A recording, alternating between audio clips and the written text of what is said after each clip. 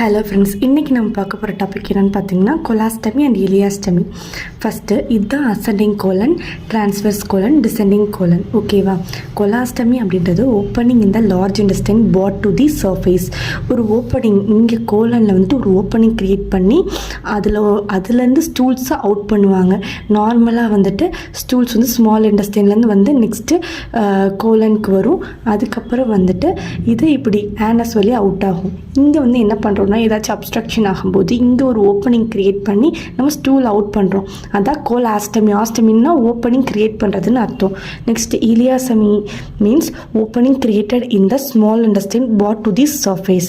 Highest risk of dehydration, stool will be liquidy. இங்கே என்ன சொல்கிறாங்கன்னா இங்கே தான் ஸ்மால் இன்டெஸ்டைன்ஸ் இருக்கும் இந்த பார்ட்டில்.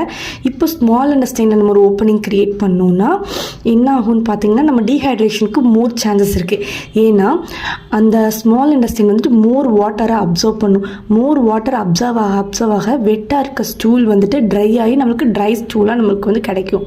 இப்படி ஸ்மால் இன்டெஸ்டைன் வந்து நம்ம ஓப்பனிங் க்ரியேட் பண்ணுறதுனால அங்கேயே அது நம்மளுக்கு வந்துட்டு ஒரு மாதிரி வெட்டான ஸ்டூல் தான் கிடைக்கும், லிக்விடி ஸ்டூல் கிடைக்கும். அதனால் டீஹைட்ரேஷன் வாட்டர் நம்ம பாடிக்கு வந்துட்டு இன்டெஸ்டைன் வந்துட்டு அப்சர்வ் பண்ண முடியாது. ஸோ நமக்கு high risk of dehydration. Monitor the fluid and electrolytes closely. ஏன்னா நம்ம தான் டீஹைட்ரேட் ஆகிடுவோமோ அப்போ ஃப்ளூயிட் எலக்ட்ரோலைட் கம்மியாயிடும்.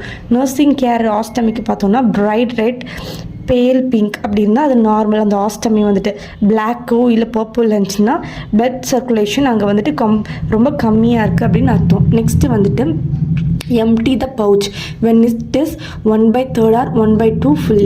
எப்படி சொல்கிறதுனா ஒரு பவுச் இவ்வளோ பெரிய பவுச் இருக்குதுன்னா அது 1/3 அப்படி ஃபுல்லானோடனே நம்ம அதை எம்டி பண்ணிடணும். ஃபுல்லாக வைக்கக்கூடாது. ஏன்னா அந்த ஆஸ்டமி சைட்டில் வந்துட்டு அது இன்ஃபெக்ஷன் க்ரியேட் பண்ணும். Change the pouch every 3 to 5 days once நம்ம சேஞ்ச் பண்ணிகிட்டே இருக்கணும்.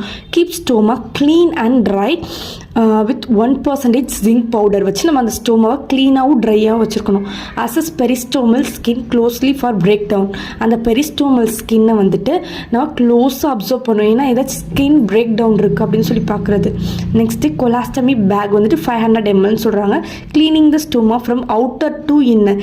ஏன்னா இப்போ இதுதான் ஸ்டோமான்னு வச்சுக்கோங்க. அவுட்டர்லேருந்து நம்ம கிளியர் பண்ணி போகணும். ஏன்னா அவுட்டர் ஸ்கின் வந்துட்டு இப்போது கண்டாமினேஷன் கிடையாது, இதுதான் கண்டாமினேட்டட். ஏன்னா ஸ்டூலை நம்ம இங்கேருந்து நம்ம எடுக்கிறதுனால. ஸோ அவுட்டர் டு இன்னர் தான் நம்ம க்ளீன் பண்ணணும்னு சொல்கிறாங்க. Thank you friends. இந்த வீடியோ உங்களுக்கு பிடிச்சிருந்துச்சுன்னா மறக்காமல் லைக் பண்ணுங்கள். யார் உங்கள் ஃப்ரெண்ட்ஸ் ஆர்ஆர்பி ப்ரிப்பேர் பண்ணுறாங்களோ அவங்களுக்கு ஷேர் பண்ணுங்கள். Thank you friends.